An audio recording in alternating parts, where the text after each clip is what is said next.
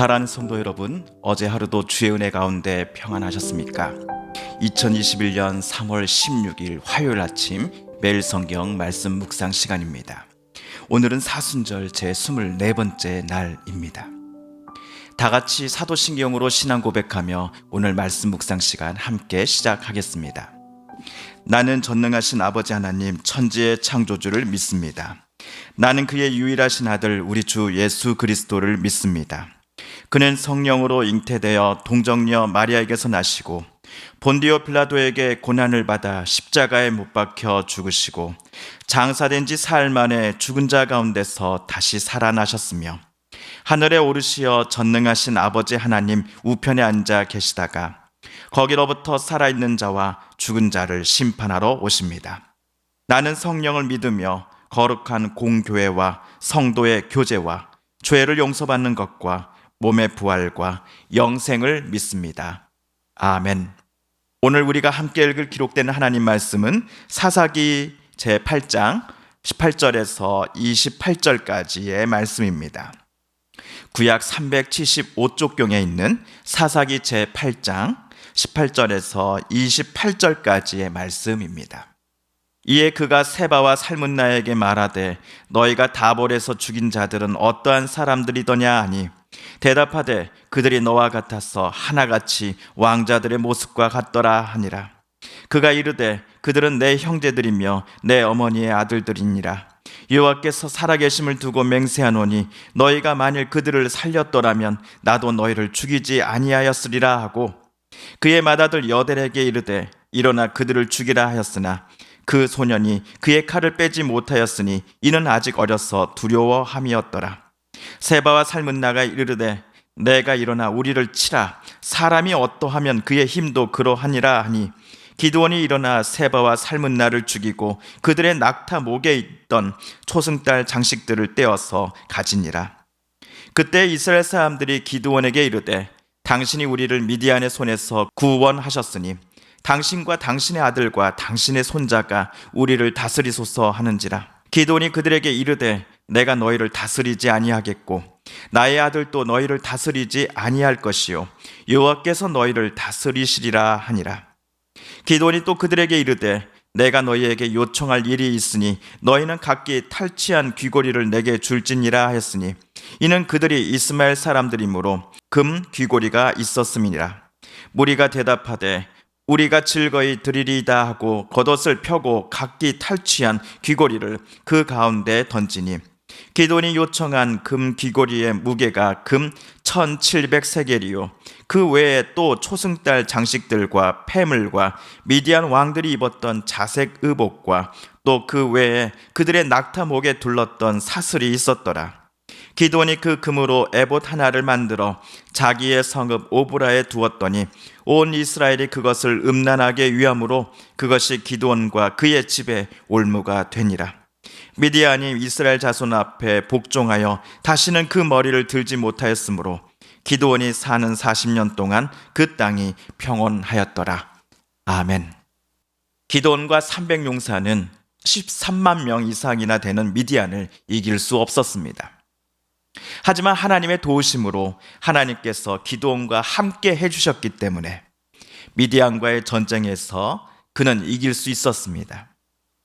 패잔병들을 뒤쫓아가는 길목에서 같은 동족 에브라임 지파의 거센 항의를 받은 적도 있었지요. 이때 기드온은 이번 전쟁의 모든 공로를 에브라임 지파에게 돌리며 성난 그들의 마음을 잘 달래주었습니다. 에브라임 지파는 비록 투덜투덜 대기는 하였지만 기드온의 요청대로 미디안 패장병들의 퇴각 경로를 미리 가서 막기도 하였습니다. 이에 반해 갓지파의 영역인 숫곳과 분우엘 사람들은 기드온과 300용사를 무시하고 조롱하였습니다. 식량 원조를 요청하였을 때 그곳 사람들은 고개를 저었습니다. 같은 이스라엘 사람이면서도 이들이 자기 지파의 이익을 위해서 미디안의 눈치를 더 보았다는 점을 기드온은 간파하였습니다. 이 때문에 그들은 기드온이 미디안을 공격할 때 기드온에게 협조하기를 거부하였던 것이지요. 그리하여 기드온은 미디안의 두 왕을 생포하는 등 큰 승리를 거두고 집으로 되돌아가는 길에 숫곳과 분우엘 지역을 철저히 응징하였습니다. 한편 본진에 도착한 기드온은 광장에 묶여있던 미디안의 두 왕 세바와 살문나에게 찾아가 18절에서 이렇게 물었습니다. 그런 다음에 그는 세바와 살문나에게 물었다. 너희가 다볼에서 죽인 사람들은 어떻게 생겼더냐? 그들이 대답하였다. 그들은 당신처럼 하나하나가 왕자와 같았습니다. 기드온이 사사가 되기 전에 미디안 사람들에게 들키지 않으려고 포도주를 짜는 틀에다가 곡식을 탈곡했던 장면을 우리는 기억하고 있습니다. 수많은 이스라엘 사람들이 미디안의 횡포 그리고 잔인한 살인을 피하고자 산으로 도망쳤습니다. 다볼산이라고 하는 곳에서 수많은 이스라엘 사람들을 고문하고 또 죽였다라는 것을 우리는 알 수 있습니다. 이때 다볼산에서 죽은 사람들 중에는 기드온의 친형제들도 있었다라고 미디안의 두 왕은 실토합니다. 이 말을 듣고 격분한 기드온은 저들을 칼로 치라고 자기 맏아들 여델에게 명령합니다. 하지만 기드온의 맏아들이 너무나 어렸었기에 두려워서 칼을 뽑지도 못하자 기드온은 직접 그들을 칼로 내칩니다. 그리고 기드온은 21절에 따르면 이들이 타던 낙타의 목에서 초승달 모양의 장식을 떼어 가져갔습니다. 학자들은 이 장식은 왕만이 타는 특별한 낙타에게만 붙여지는 것이다 라고 말합니다. 이런 의미가 있는 장신구를 기드온이 챙겨갔다라는 것을 여러분은 기억해 주십시오. 또한 미디안의 두 왕이 다볼산에서 죽인 기드온의 형제들을 언급하면서 그들이 너와 같아서 하나같이 왕자의 모습과 같더라 라고 말한 장면도 덧붙여 기억해 주십시오. 이것들을 제가 잘 기억해 달라고 부탁드린 이유는 다음 22절에 잘 나와 있습니다. 그때 이스라엘 사람들이 기드온에게 이르되 당신이 우리를 미디안의 손에서 구원하셨으니 당신과 당신의 아들과 당신의 손자가 우리를 다스리소서 하는지라. 이스라엘 사람들은 기드온과 그의 후손들이 대대로 자기네들을 다스려달라고 요청합니다. 기드온이 자신들의 왕이 되어달라고 부탁한 것입니다. 그런데 기드온은 사사의 직분을 장남에게 되물려 줄 수 없습니다. 게다가 이스라엘의 왕은 사람이 아니라 오직 하나님뿐이시지요. 가나안 원주민들의 정치 구조에서는 사람이면서도 자기 자신을 신으로 높이고는 백성들을 향해 절대 권력을 휘두르는 왕이 있었습니다. 그러나 이스라엘에서 오직 왕은 하나님 단 한 분뿐이십니다.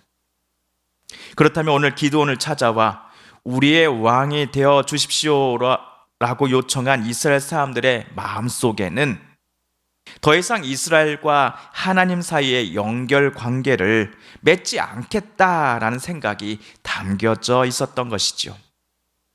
이제부터 우리의 왕은, 이스라엘 우리들의 왕은 하나님이 아니라 우리 스스로가 선택한 자 중에 한 명이 될 것이다 라고 기드온을 찾아온 사람들은 하나님께 이별 선언을 했던 것입니다. 이에 기드온은 여러분을 다스리는 분은 나 기드온이 아니라 내 아들도 아닌 오직 하나님뿐이십니다 라고 대답합니다.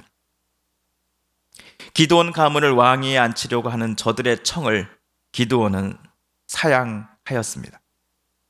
사람들이 비행기를 태운다고 하지요. 사람들이 우리들의 왕이 되어 주십시오 라고 기드온을 축혀 세워줄 때에 기드온도 마음이 흔들려 좋소, 내가 여러분의 왕이 되겠소 라고 대답할 수도 있었음에도 기드온은 중심을 지키는 듯한 대답을 하였습니다. 그런데 분명 사람들의 요청을 거부했던 기드온이 미디안의 두 왕이 가지고 있었던 장신구들을 내가 소유하게 해달라고 백성들에게 요청합니다.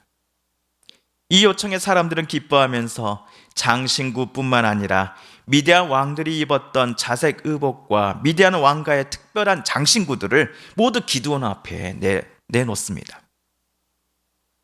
기드온이 요청한 것들을 백성들이 찾아와서는 그에게 내놓는 모습은 마치 백성이나 신하가 왕에게 무릎을 꿇고 조공을 바치는 모습을 떠올리게 합니다. 그렇습니다. 기드온은 겉으로는 나는 너희의 왕이 아니다 라고 말하였지만 속으로는 이미 그들의 왕이 되어 있었던 것입니다. 게다가 기드온이 맨 처음 백성들에게 요청했던 금 귀고리를 가지고서 에봇을 만들어 놓습니다. 에봇은 하나님이 임명한 대제사장만이 입는 특별한 옷으로서 그 옷을 입는 사람은 하나님의 뜻과 계획을 백성들에게 전달하는 임무를 맡게 됩니다. 사실 이러한 상징적인 의미를 갖고 있는 에봇이라는 옷을 사사 기드온이 만들 자격은 없습니다. 사사는 군사 지도자이지 결코 종교 지도자는 아니기 때문입니다. 그럼에도 기드온이 앞에서 받았던 그 금을 가지고서 대제사장들만이 입을 수 있는 에봇을 만들었다라는 것은 기드온이 정치, 군사 지도자와 종교 지도자를 모두 자기가 겸하겠다라는 의지를 밖으로 드러낸 것이었습니다. 공식적으로 이제부터 나와 내 후손들이 여러분의 왕이 될 것이요 라고 선포하지만 않았을 뿐 기드온 당시 모든 사람들은 이제 기드온이 자신들의 실질적인 왕이 되었다라고 느끼고 있었을 것입니다. 더군다나 기드온이 이번에 만든 에봇은 이스라엘 사람들을 하나님으로부터 멀어지게 만드는 계기가 되었습니다. 27절입니다. 기드온이 그 금으로 에봇 하나를 만들어 자기의 성읍 오브라에 두었더니 온 이스라엘이 그것을 음란하게 위함으로 그것이 기드온과 그의 집에 올무가 되니라. 오브라는 기드온의 고향입니다. 또한 맨 처음 기드온이 하나님을 배웠음에도 죽지 않고 살게 되었음을 기념하여 여호와 샬롬이라는 이름의 제단을 쌓았던 곳이기도 합니다. 이러한 뜻깊은 곳에다가 기드온은 오늘 자기가 만든 에봇을 이스라엘 사람들이 하나님 대신 섬기게 만드는 그런 분위기를 조성하고 말았습니다. 기드온에게 패배한 미디안을 이스라엘은 오히려 다스리기 시작하였습니다. 그리하여 이스라엘 땅에는 40년간 평화가 유지되었습니다. 하지만 점점 이스라엘의 어두운 먹구름이 조만간 밀려올 것만 같은 분위기가 저와 여러분에게 느껴지시지 않으십니까? 눈으로 보고서도 믿기지 않는 큰 승리를 그들에게 허락하신 하나님을 또다시 멀리 떠나가버리는 이스라엘과 그리고 하나님을 제치고 자기 스스로 사람들 사이에 왕이 되고자 마음먹은 기드온을 바라보면서 우리 마음속에서는 또다시 뭔가 모를 씁쓸함이 찾아옵니다. 선줄로 생각하는 자는 넘어질까 조심하라는 사도 바울의 권면을 우리는 늘 기억해야 하겠습니다. 사랑하는 성도 여러분, 오늘 말씀을 읽으실 때 하나님께서 저와 여러분에게 깨닫게 해주신 교훈과 또 말씀과 들려주신 음성을 기억하며 이 시간 오늘 함께 읽은 말씀 붙잡고 함께 기도하겠습니다. 우리 성도님들과 가족들 중에 하나님의 고쳐주심과 일으켜 세워주심을 놓고 간절히 기도하는 분들이 계십니다. 한재열 권사님의 아드님 이흥준님의 회복을 위해서 여러분 기도해 주십시오. 수술 이후 통원 치료 중이신 권간남 권사님의 쾌유를 위해 함께 기도해 주십시오. 또한 강백정 권사님, 이순애 권사님, 서기훈 권사님, 김순희 집사님, 박경옥 집사님, 오영식 집사님, 이기숙 권사님, 조춘자 권사님, 최재경 집사님의 건강과 또 안녕을 위해서 함께 하나님 앞에 기도해 주십시오. 코로나19로 신음하는 이 나라 이 땅을, 온 세상을 하나님 불쌍히 여겨 주옵소서. 도와주옵소서. 이것과 맞서 싸우는 또 모든 정부 지자체 공무원들과 또 특별히 의료진들 가운데 지치지 않는 힘을 주시고 코로나19로 인하여 마음 아파하며 힘들어하며 쓰러져 있는 이들이 어서 속히 나음을 얻고 회복되게 하여 주옵소서.